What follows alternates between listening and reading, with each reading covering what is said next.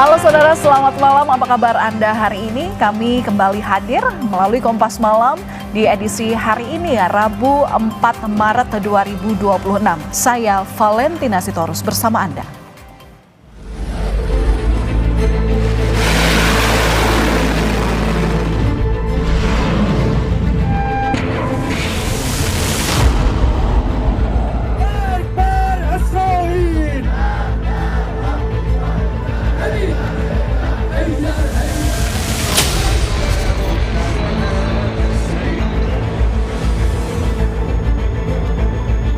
Military service members have been killed in action. As one nation, we grieve for the true American patriots who have made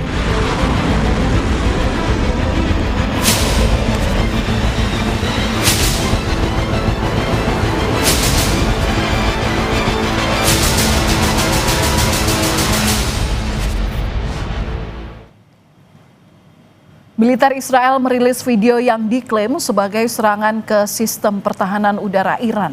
Iran pun melancarkan serangan balasan.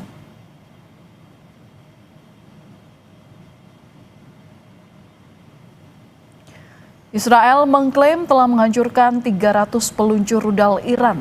Israel meningkatkan serangan udara terhadap peluncur rudal Iran pada Selasa waktu setempat. Iran pun melancarkan serangan balasan Israel dan sejumlah negara di wilayah Teluk. Iran menembakkan puluhan rudal balistik ke Israel yang memicu sirine serangan udara di seluruh negara itu.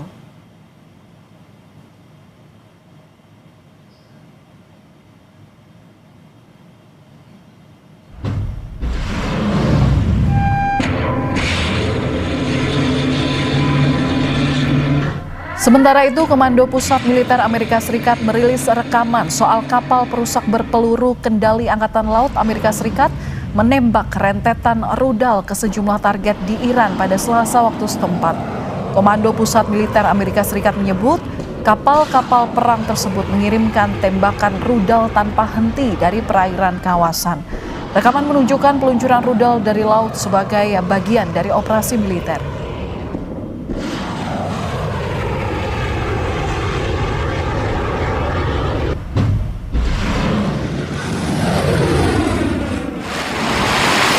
Komandan Komando Pusat Amerika Serikat CENTCOM Laksamana Brad Cooper mengklaim pasukan Amerika telah melenyapkan hampir 2.000 target di Iran. Amerika Serikat juga mengklaim telah melumpuhkan serangan Teheran di udara dan laut. Amerika juga mencatat Iran telah meluncurkan hingga 2.500 amunisi sebagai balasan dan menuduh Teheran menargetkan warga sipil. We're less than 100 hours into this operation, and we've already struck nearly 2,000 targets with more than 2,000 munitions. We have severely degraded Iran's air defenses and destroyed hundreds of Iran's ballistic missiles, launchers, and drones. Now, in retaliation, the Iranian regime has launched over 500 ballistic missiles and over 2,000 drones. To be clear, Iran is indiscriminately targeting civilians. Komando Pusat Amerika Serikat atau CENTCOM merilis rekaman visual satelit menunjukkan rudal yang menghantam basis drone Iran pada hari Selasa lalu. Melalui media sosial X, CENTCOM menyatakan drone Iran ini telah menjadi ancaman di Timur Tengah selama bertahun-tahun dan tak bisa lagi ditoleransi.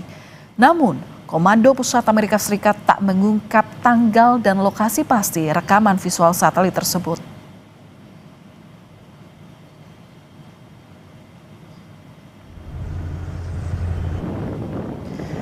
Bandara Mehrabad di Iran menjadi salah satu sasaran serangan Israel pada Selasa waktu setempat.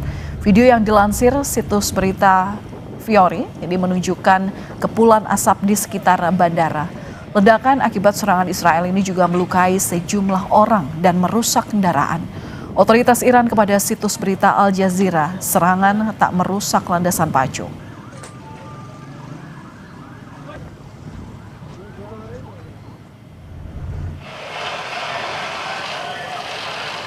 Sementara itu, serangan rudal Iran ke Israel menyasar sejumlah titik di Israel.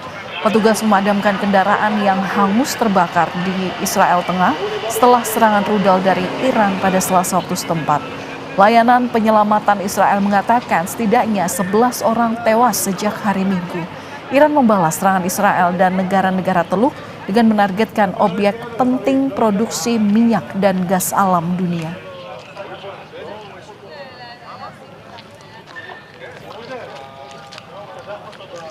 Saudara, konflik di Timur Tengah semakin meluas hingga ke Lebanon. Israel kembali melakukan serangan udara ke Beirut, Lebanon.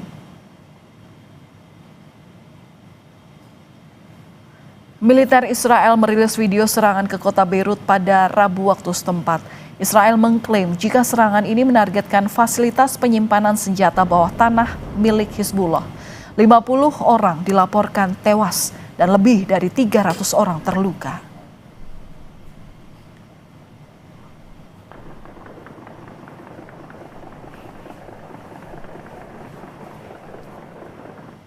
Konflik di Timur Tengah antara Iran, Israel, dan Amerika Serikat belum mereda. Potensi perang yang berkepanjangan berdampak pada ekonomi dunia termasuk Indonesia. Pemerintah Indonesia mulai mengalihkan sebagian impor minyak mentah, BBM, dan LPG dari Timur Tengah ke Amerika Serikat. We projected 4 to 5 weeks, but we have capability to go far longer than that. Projected 4 weeks to terminate the military leadership, and as you know, that was done in about an hour. Situasi Timur Tengah kian mencekam. Presiden Amerika Serikat Donald Trump menyebut perang ini bisa berlangsung berkepanjangan hingga lebih dari 4 pekan. Kondisi ini membuat dunia ketar-ketir, apalagi setelah jalur ekonomi dunia di Selat Hormuz ditutup oleh Iran. Ancaman krisis energi menghantui dunia, tak terkecuali Indonesia. Indonesia menyiapkan sejumlah antisipasi. Menteri ESDM Bahlil Lahadalia bilang, pemerintah mengalihkan impor minyak mentah, BBM, dan LPG dari Timur Tengah ke Amerika Serikat. Bahlil juga memastikan cadangan BBM nasional masih aman dan mencukupi untuk kebutuhan 20 hari ke depan, bahkan sampai Lebaran. Untuk crude yang kita ambil dari Middle East, sebagian kita alihkan untuk ambil di Amerika. Supaya apa? Ada kepastian ketersediaan crude kita. Kita tahu bahwa standar minimum nasional adalah 21 hari. Ini semuanya di atas 21 hari. Dan memang secara faktanya ketahanan energi kita, storage kita, itu maksimal di angka 25-26 hari. Menteri Keuangan Purbayudi Sadewa juga memastikan kesiapan anggaran di tengah naiknya harga minyak dunia imbas perang Amerika Serikat dan Israel melawan Iran. Kan channelnya pasti melalui ekspor ataupun melalui harga minyak. Harga minyak udah naik mereka di 80 ya. Kita udah hitung sampai 92 pun kita masih bisa kendalikan anggarannya, jadi nggak ada masalah. Berarti tidak ada kekhawatiran dari Anda, Pak? Nggak, kita bisa adjust, kita bisa atur. 20 hari itu kalau nggak ada supply sama sekali baru berantakan, tapi biasanya nggak seperti itu. Kita pasti bisa dapat supply tapi harganya lebih tinggi. Kepala Center of Wood Energy and Sustainable Development Indef, Abra Talatov, menyebut dampak perang Timur Tengah yang berkepanjangan berpotensi membuat Indonesia terancam kesulitan mendapatkan pasokan minyak, dikarenakan negara-negara lain yang turut berebut stok minyak yang terbatas di pasar global. Selain adanya resiko harganya melonjak tinggi, kedua, belum tentu kita bisa mendapatkan pasokan, gitu, karena pertama kita harus mencari dari negara lain ya. Salah satu yang paling memungkinkan adalah dari Amerika karena pemerintah juga sudah melakukan kerjasama bilateral. Yang kedua, negara-negara lain tentu juga akan berebut. Jadi bukan hanya Indonesia yang mengalami kegentingan terhadap pasokan energi, tetapi juga negara-negara besar lain seperti Tiongkok dan juga India.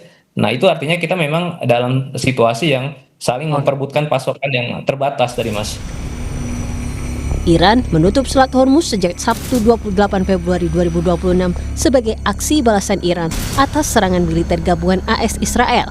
Penutupan Selat Hormuz sontak mengguncang pasar energi global, sebab selat yang menghubungkan Teluk Persia dan Laut Arab ini selama ini menjadi urat nadi perdagangan minyak dunia. Tim Liputan, Kompas TV. Membahas soal dampak yang bisa terjadi pada Indonesia jika perang di Timur Tengah berkepanjangan, kita sudah bersama dengan Kishino Bawono, pengamat hubungan internasional dari Universitas Parahyangan, dan juga Direktur Eksekutif Center of Reform on Economics, CORE, Muhammad Faisal. Selamat malam Mas Faisal, Mas Dino, apa kabar? Baik, alhamdulillah Mbak. Alhamdulillah, saya ke Mas Faisal terlebih dahulu. Mas, ini perang membuat ekonomi bergejolak yang paling telak bisa memukul Indonesia. Apa sudah terlihat dampaknya saat ini? Di Indonesia sendiri belum ya, tapi di global sudah mulai kelihatan. Sekarang kalau kita lihat Brent crude oil itu harganya sudah menyentuh di atas $80 per barrel, sebagaimana yang kita prediksi sebelumnya kalau perang Iran pecah ya. Dan kalau Selat Hormuz itu ditutup, yang mana sekarang sudah ditutup, ini akan terus creeping up sampai tembus $100 per barrel. Nah, jadi di global Brent crude sudah sampai ke situ. WTI 74 itu juga sudah jauh lebih tinggi dibandingkan dengan beberapa minggu yang lalu, masih di 60 ya. Dan ini sudah pasti kalau karena masih panas ya, jadi akan terus meningkat harganya. Dan tadi sudah disampaikan juga sebetulnya hints oleh Pak Purbaya dalam klip tadi ya, bahwa sebetulnya walaupun bisa di manage, tapi disebut angka di situ sampai $92 per barrel. Jadi artinya kalau dia nanti tembus $100 itu sebetulnya sudah di luar ekspektasi daripada pemerintah untuk bisa meredam dampaknya terhadap kenaikan harga BBM terutama yang disubsidi. Nah, jadi itu yang dampak terdekat yang akan kelihatan ke depan. Saya pikir pemerintah akan untuk tidak menaikkan itu sebelum Lebaran, tapi setelah Lebaran itu jadi nanti pertanyaannya. Karena ini sepertinya kan perangnya akan cukup panjang. Ya, selain harga minyak dunia yang pasti akan mengalami kenaikan, komoditas apa yang paling terpengaruh hingga efeknya terasa di dompet warga? Setiap kali ada kenaikan harga minyak, itu akan memicu inflasi kepada harga barang-barang dan jasa yang lain. Satu sudah pasti, biaya transportasi akan meningkat, biaya logistik akan meningkat, maka biasanya harga bahan pangan itu akan meningkat karena menggunakan tentu saja BBM itu untuk distribusi dan transportasinya.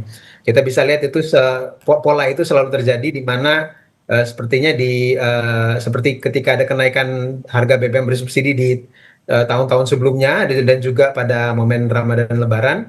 Nah, jadi itu yang dan sekarang kalau dia berkelindan dengan momen menjelang Lebaran, ini ada dua faktor yang mendorong inflasi. Baik dari sisi momen Lebaran sendiri dan juga dari potensi kenaikan harga BBM bersubsidi. Dan jangan lupa juga yang non subsidi ya, non subsidi itu lebih sedikit tapi dia floating, jadi dia tidak menunggu keputusan pemerintah, biasanya akan disesuaikan harganya oleh Pertamina. Ya, akan disesuaikan dengan harga minyak dunia saat ini. Nah, saya ke Mas Nino. Mas Nino, ini sudah ada dampak-dampak yang mengancam masyarakat begitu ya. Intinya warga harus berhati-hati dengan ekonomi yang akan tinggi begitu. Nah, ini sampai sekarang tahapan memediasi belum juga ada tanggapan baik dari Amerika Serikat ataupun juga dari Iran. Bagaimana Indonesia harusnya bersikap? Oke, saya mulai dengan tawaran Indonesia untuk memediasi ini ya. Sepengetahuan saya melalui perwakilan diplomatisnya di Indonesia, pemerintah Iran itu sudah menolak tawaran dari pemerintah Indonesia untuk memediasi. Gitu ya. Dan Amerika sendiri sebagai salah satu negara superpower, negara dominan di dunia ini, jarang sekali dia mau untuk dimediasi oleh negara-negara ketika dia merasa tidak butuh. Dan kondisinya sekarang, Amerika Serikat merasa tidak butuh, Iran merasa bahwa ini belum saatnya untuk negosiasi. Jadi bagaimana Indonesia seharusnya bersikap? Maka saya jawabannya adalah Indonesia harus sadar diri bahwa posisi Indonesia, postur Indonesia di level internasional itu bukanlah sebagai negara yang paling influensial, yang paling didengarkan oleh negara-negara lain. Apalagi kemudian kalau kita melihat bahwa Indonesia barusan ikut di Board of Peace gitu ya, sebagai mediator kita harus dipercaya oleh dua pihak.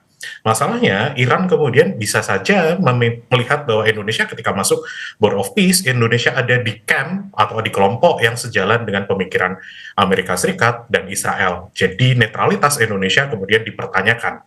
Ya, lantas sebenarnya siapa Mas tokoh sentral yang bisa menengahi konflik ini sebenarnya? Kalau Indonesia masih belum bisa dianggap untuk bisa memberikan ruang berdialog ataupun juga menyelesaikan masalah yang sedang terjadi. Yang biasanya sering dipakai sebagai mediator antara tiga negara ini gitu ya adalah negara-negara Timur Tengah lainnya. Yang paling sering ada kemudian Qatar, negara-negara Teluk seperti Qatar gitu ya. Jadi Indonesia pun juga belum bisa mendekati kedua belah pihak untuk menjadi pihak yang paling dipercaya. Jadi sementara harapan kita mungkin sebagai negara yang kurang didengarkan, kita harus mendekat ke negara-negara yang lebih didengarkan, kita harus mengamplifikasi suara kita sebagai negara yang relatif kecil gitu. Oke. Nah, tapi kalau melihat dari konflik yang terjadi, seberapa kompleks konflik Amerika Serikat dan Iran? Apakah bisa Indonesia sendirian tampil jadi penengah? Oke, jawaban singkatnya tidak bisa. Saya skeptis kalau Indonesia bisa tampil sendirian, gitu ya. Bagaimana saya memandang itu, kompleksitas ini sebetulnya perang ini dimotivasi, saya melihatnya sebagai pengamat, lebih dari kepentingan domestik mereka sendiri. Di Israel, mengapa mereka membutuhkan perang ini? Perdana Menteri Netanyahu, menurut laporan dari Haaretz, media lokal di sana, dia butuh dukungan suara dari publik Israel, lagi-lagi untuk pemilu ke depannya. Dia butuh dukungan publik, karena apa? Kalau dia tidak menjabat sebagai Perdana Menteri, dia punya kasus korupsi yang menunggu dia untuk dipenjarakan atau untuk diproses lebih lanjut gitu ya. Di Amerika Serikat sendiri permasalahan domestik yang sedang melanda Presiden Trump adalah kasus Jeffrey Epstein. Ini saya rasa beliau membutuhkan distraksi yang sangat besar sehingga kasus Jeffrey Epstein ini tidak lagi dibahas dalam publik Amerika Serikat. Karena dari yang saya baca akhir-akhir ini gitu ya, beberapa waktu terakhir ini, kasus Jeffrey Epstein ini nampaknya kesimpulannya makin mengarah bahwa ada kedekatan antara Jeffrey Epstein dan Donald Trump, serta ada dugaan bahwa Departemen Kehakiman dan aparaturnya itu berupaya menutupi kedekatan antara Jeffrey Epstein dan Donald Trump.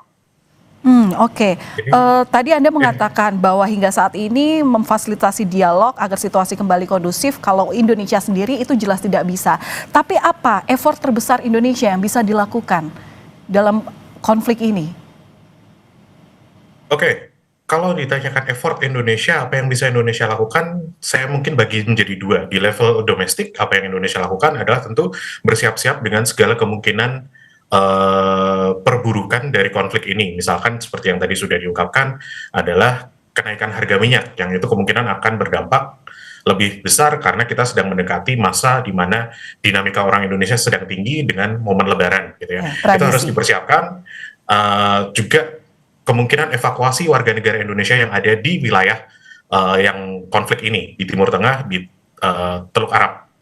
Di sisi lain, di level internasional, apa yang Indonesia lakukan, Indonesia bisa kembali mengamplifikasi suaranya dengan negara-negara yang sepaham. Misal seperti Spanyol, misal seperti negara-negara yang ingin mengungkapkan bahwa jangan meninggalkan hukum internasional. Indonesia itu adalah negara yang sampai pada titik beberapa waktu lalu selalu menekankan bahwa pentingnya tatanan global, pentingnya hukum internasional, pentingnya norma internasional, termasuk norma mengenai hak asasi dan self-determination. Di sini Indonesia nampaknya harus mengesankan bahwa ya, kita akan mengedepankan norma-norma itu lagi, kita mendekatkan diri dengan negara-negara yang sepemahaman dan seide dengan prioritas kita. Oke, saya kembali ke Mas Faisal. Mas Faisal, ini dampak sudah ada di depan mata, sementara perang belum tahu kapan berakhirnya. Instrumen seperti apa yang harus disiapkan oleh pemerintah?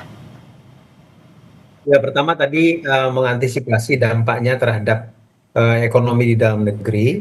Nah, yang paling dekat tadi adalah bagaimana mengatasi tekanan terhadap harga minyak ya di dalam negeri. Karena ini sebetulnya agak trikinya karena memilih antara siapa yang menanggung, apakah APBN, pemerintah, ataukah masyarakat dengan kenaikan harga minyak ya.